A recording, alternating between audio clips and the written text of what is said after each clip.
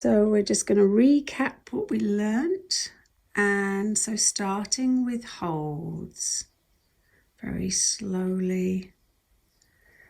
And remember that holds are not just for the beginning of the massage, it's actually very useful at the end of a massage as well. And you can connect to different areas.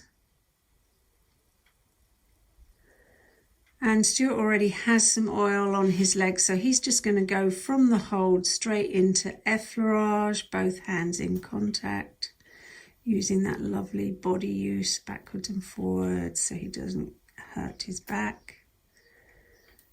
Whole hand in contact. We're just going to go through a couple of things. What we did then was we varied where the pressure was going to. So the fingertips feeling in. This allows you to feel in all around the joints when you use fingertip pressure. It's really lovely to go around that's lovely. Around the knee, ankle. And you can use your hand with more pressure on the heel of the hand. The thumbs are just relaxed.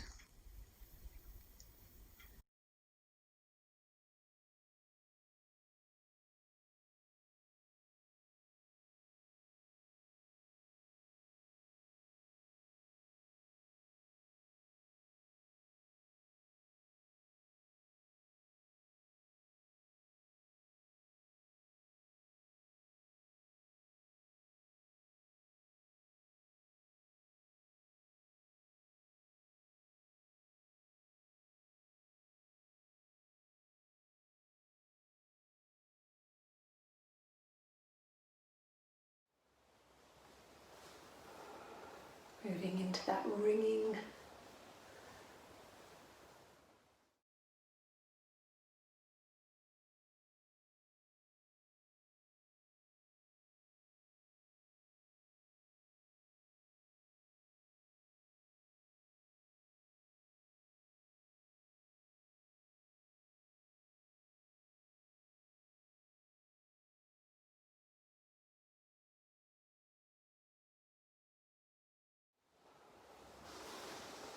By now you can begin to feel that you're warming up the areas you were going to work deeper into.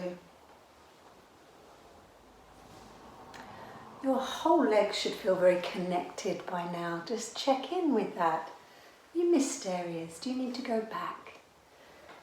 And while you're using the focus on your fingers or on the heels of the hands, what do you notice? Where does it feel tight? Just see if you can spend the next few strokes just feeling in anywhere that might feel a little tighter. We're going to begin to head into the medium depth strokes now. Now remember that one hand on top of the other, a supported hand, effleurage begins to work very deeply anyway. So you can really achieve a lot of depth with that technique. But we're going to start with the medium depth Petrissage techniques, which are picking up, squeezing and moving the tissue against itself. There are specific techniques that we use here, and Stuart's just showing you a rolling technique. Can you see how he's keeping his thumbs on and moving the tissue with his fingers towards the thumbs? And he can do it the opposite way, which is keeping the fingers there and moving the thumbs. That's beautiful. So that's a rolling technique. And you can actually see him roll the tissue between his thumbs and his fingers there. That's a really good technique, thank you. Let's go the other way, so holding the thumbs on and bringing the fingers toward, that's lovely. Kneading technique. So you'll see that you're picking up, squeezing and moving the tissues towards themselves.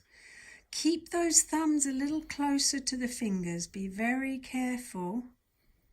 You see how far away his thumb is on that right hand? That's better, Stuart. The only reason I'm saying that is if you bring your thumb too far apart, you end up straining. And it's one of the things that a lot of massage therapists have problems with their thumbs because they're overusing them. That's really good technique. It's lovely. See that twisting movement you're getting in here? It really doesn't matter how you do this technique. It's more important that you're getting that sense of twist and move and squeeze. It's pumping the circulation through the muscle tissue there. Lovely. Anytime you want to transition between any of the strokes, you can go back to that lovely effleurage. And it's a nice way to smooth those transitions. And from here, we're going to go into some wringing. This is a pulling technique he's using here. And then we're going to do the wringing. That's it. So this, can you see the difference? Now he's using both hands, squeezing around the thigh. Thumbs are in the same direction. We don't need to worry about the thumbs. It's that squeezing. Beautiful. And you can go back to some effleurage. You can go back to some pulling. And you see how seamlessly things can work together then.